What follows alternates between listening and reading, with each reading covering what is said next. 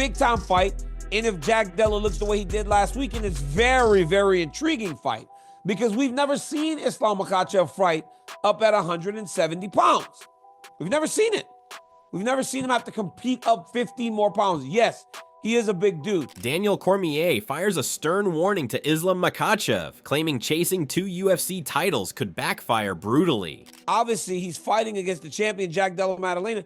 He has so many options. But by leaving 155, it makes for a little bit of a hole because people want to see him fight Ilia Topuria. That's the only negative I've ever seen or have seen out of this whole situation. Cormier's latest warning has raised eyebrows across the MMA world. The former 2-division UFC champion publicly voiced concerns over Islam Makhachev's ambitious goal of holding belts in 2 divisions simultaneously. Cormier called the plan very, very hard, urging Makhachev to rethink whether splitting his focus between lightweight and welterweight is a smart long-term strategy. His comment, delivered via his YouTube channel, has stirred up debates, especially as Makhachev appears undeterred, openly stating his desire to rule both weight classes without giving up either title. The idea of bouncing back and forth between 155 and 170 pounds may seem heroic, but Cormier, who's been there himself, believes it might be more of a burden than a legacy boost. He's like hitting pads in his gym saying, good morning to Islam. He's like not intimidated by Islam at all. And neither is Islam of Ilia Topuria. And that's why I think people are disappointed that they're not getting this fight. Because I think they feel when they watch it that they would be watching 2 of the greatest fighters in the world finally lock themselves into the octagon. A lot going on. Great performance by Jack Della last weekend. Big time fight coming up with Islam Makhachev. Big time fight between Du Bronx and Ilia Topuria at International Fight Week. But what happens next for all parties involved whenever we do get more answers? Because last week we got answers to the start. Now we're going to be in the middle. I want to see what the answers are like at the end. Islam Makhachev's journey as lightweight champion has been dominant so far. After winning the belt from Charles Oliveira in 2022 via submission, he defended it 4 times. His first 2 title defenses were against featherweight standout Alexander Volkanovski, followed by decisive finishes over Dustin Poirier and Renato Moicano. With such a stronghold over the 155-pound division, Makhachev's next logical move, in his eyes, is to test himself at welterweight, especially since the title was recently vacated by his friend Belal Muhammad, who lost to Jack Della Maddalena at UFC 315. The timing seems perfect. Because imagine, you got to think that if Ilia Topuria wins the 155-pound belt and Islam wins the 170-pound belt, he's just going to want to go up to fight him there. Or maybe he beats Charles Oliveira, and as Islam said, I'm not giving up my title. He decides to go back down to fight Ilia Topuria. There's so much going on. Now, with the welterweight belt in the hands of the surging Australian striker Della Maddalena, the UFC world braces for another high-stakes champion versus champion clash. Makhachev has made his intention to move up and challenge for the title crystal clear. However, rather than leaving his lightweight belt behind, he initially declared he would continue defending both belts. Although recent reports now suggest that he has vacated the lightweight strap, the dream of conquering 2 weight classes remains firmly alive. But in a way, it's right now chasing legacy. Honestly, the UFC was great. Last night to the office to probably 4 in the morning, tried to get stuff done. The one thing, Islam will fight this year, regardless, Maddalena injured, not injured, hurt. This is the word that was given to me by Hunter, by Dana, by everybody. He said, Jamal Hill got injured. We vacated him. Islam will fight for a title. And these guys their word is gold to me. They always, whatever they say, they do. And he will fight someone. It can be anybody, but Jack Maddalena is the champion. Congratulations. Islam will fight him. But Jack is not ready. This belt will be Islam will fight for the belt. Not an intra belt, for a real UFC belt. Della Maddalena's win over Muhammad was no fluke. The Aussie has climbed his way through the ranks since appearing on Dana White's Contender Series in 2021. His UFC run has been flawless so far, notching an 8-0 record, capped off by a striking clinic against Muhammad. Even before the dust settled on his UFC 315 win, speculation erupted over his first title defense, and it quickly zeroed in on Makhachev. JDM, he's one of the guys that I fought that hits the hardest. And I fought Woodley, I fought Kamara, I fought Hamza. That guy gave me a little jab, and then like, wow, God. JDM and Bilal Muhammad, even in there with both of them. I was able to wrestle him, kind of control him a little bit. At the end, the guy did his thing. I ate a beautiful knee. You can feel it was not a stiff jab, it was just like pick and then poof. Wow, that guy hits hard. You gotta watch out with that. Ben Vickers, Della Maddalena's coach, didn't waste time sharing his bold take. He believes his fighter will knock Makhachev out, pointing to vulnerabilities the Dagestani champion showed in his recent outing against Poirier. According to Vickers, Makhachev showed visible discomfort after eating a clean shot in the first round, suggesting he doesn't handle damage well. Vickers is confident that if Della Maddalena brings the same aggressive striking, Makhachev won't be able to withstand the onslaught. X amount of hours coming back from Canada, and I watched a bit of footage on Makhachev in particular the Poirier fight, and you know, I've never watched Makhachev before as a potential opponent. I've always just enjoyed him fighting because he's brilliant to watch, but I think Jack will knock him out. What was it in the Dustin Poirier fight that led you to that conclusion as you were flying back on a Virgin flight in Canada? Well, the first jab he took, Poirier only hit him once in the first round. And the first jab he took, when he got the takedown afterwards, he was like wincing and like rubbing his eye.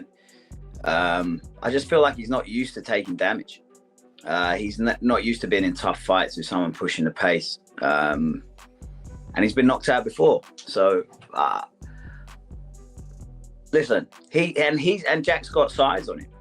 But Bilal's the perfect like warm-up fight if you're gonna fight Makhachev. Makhachev's own coach, Javier Mendez, had a much different view. Mendez believes Makhachev is uniquely prepared for this challenge and emphasized that Della Maddalena has never faced anyone like his fighter. He acknowledged the Australian's elite striking, but stated that Makhachev can control the fight wherever it goes, on the feet or the ground. Still, Mendez hinted that it might not be wise to test Della Maddalena purely in striking exchanges. Despite Makhachev's improved stand-up, the goal will be to dictate the pace and location of the fight to maximize Makhachev's strengths. I just know Islam wants this one, so for me that's the challenge I want, you know, and it's the challenge that I know Islam's going to be you know, supreme over, because I just know his skill set. I know what he brings to the table, and he brings an incredible work ethic along with skill set in every area. So, you know, Islam's a whole different animal than Jack's ever been involved with. So if that fight does materialize, you know, we're going to see a hell of a fight, and you're going to see Islam perform at an absolute incredible level. And also, you know, the weight is not super big for him either, so he's going to be a fairly decent welterweight, so Islam won't be a small guy. However, Della Maddalena is brimming with confidence. Speaking with Ariel Helwani, he made it clear that he's not afraid of Makhachev grappling. He's aware that many fans expect the Dagestani to dominate him on the ground, but he believes he can stuff the takedowns and get back up if needed. He even went so far as to say that he doesn't think Makhachev is a good striker, and that his own shot placement and timing could be the key to scoring a knockout. But I'm sure people are just going to assume that Islam will just take me down and submit me pretty quickly. Do you think he'll be big enough for 170? I think he just seems like a pretty big guy. Yeah. I think he'll be alright. You think he'll stick around at 170, or do you think it's just... I think he'll be one fight, and then he'll probably have to go back down. Because of how it'll go? Yeah. How do you see it playing out? I think I can take him out. I think, but Bilal really just changes stances a lot, walks forward. But I think if I can have someone that just stays in the same stance, and I don't think, but Islam's the very good striker. I think I could land a lot of shots, and I think I could take him out. Wow. Stuff the takedowns. If I get taken down, I believe I can get back to my feet. Former middleweight champion Robert Whittaker is among those who see something special in Della Maddalena. He praised the welterweight champ's X factor, his hunger and toughness, suggesting that while Makhachev will present a much harder challenge than Bilal Muhammad, he believes Della Maddalena is capable of doing the impossible. Whittaker also noted that size may not be a massive issue, with both fighters standing relatively equal in stature. For him, the Aussie's self-belief and mental toughness could be decisive. I think that Islam can do everything that Beneil does, but way better. Okay, way better. So, and the fight, I thought Jack handedly had the fight, but it was a fight. Okay, so I don't think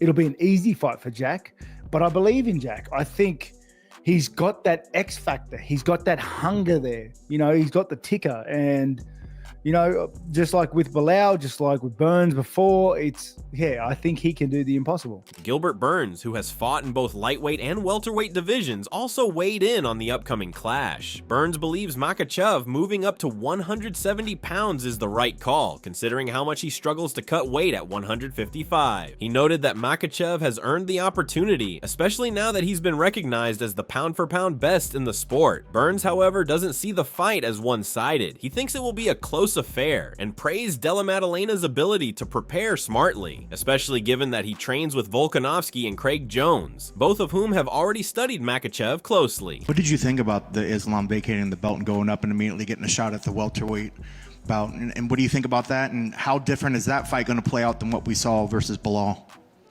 That's going to be a great fight. Islam is working very hard. He's been saying vocal that he wants to go up to 170. I think he's big. I think he's a big boy. He killed himself to make 55. I think that's the right division for Islam. He just tweeted something after the fight that he will not vacate the title, and then he vacated the title. I don't know. I think he was a little okay. If you're going up, we gotta.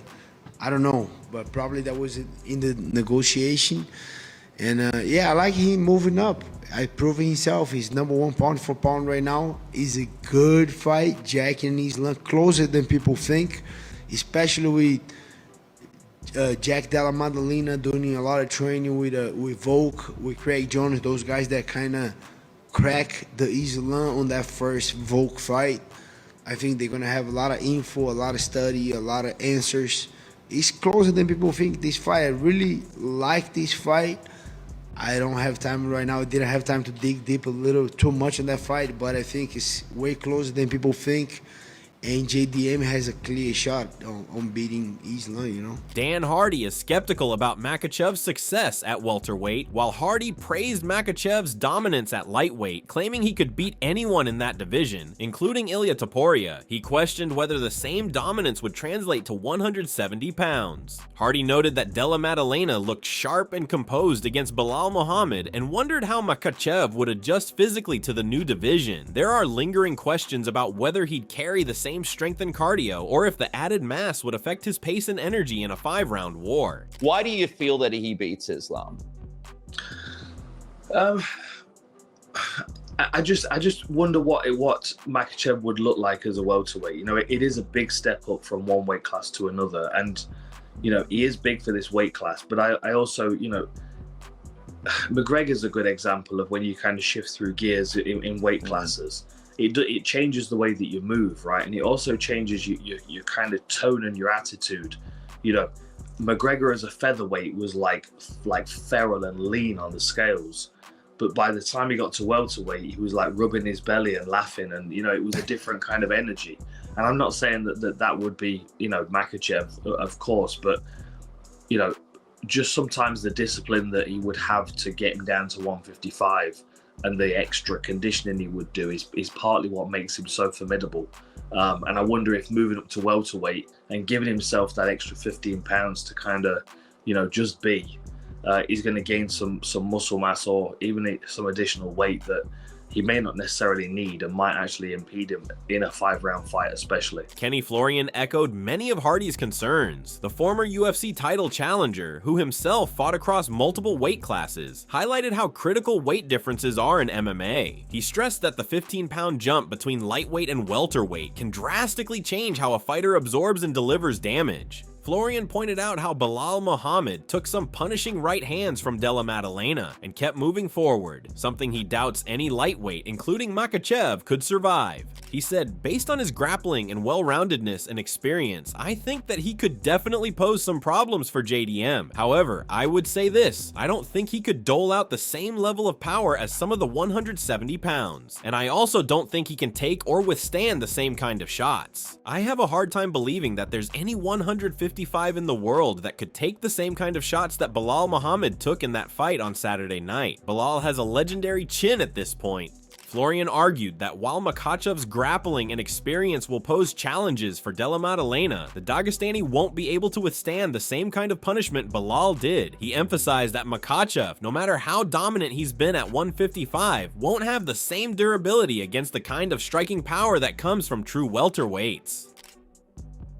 Let's keep this short and sharp. Yeah, I was expecting a tough fight. Obviously, he's a good fighter, pressure fighter. It's pretty well rounded, so yeah, I was expecting a tough fight. He was saying he wasn't going to shoot takedowns, but I was expecting you just got to roll with it, and feel like what I did.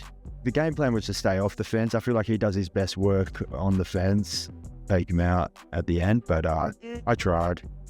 I spoke to Dana on the phone after the fight. He was happy, you know.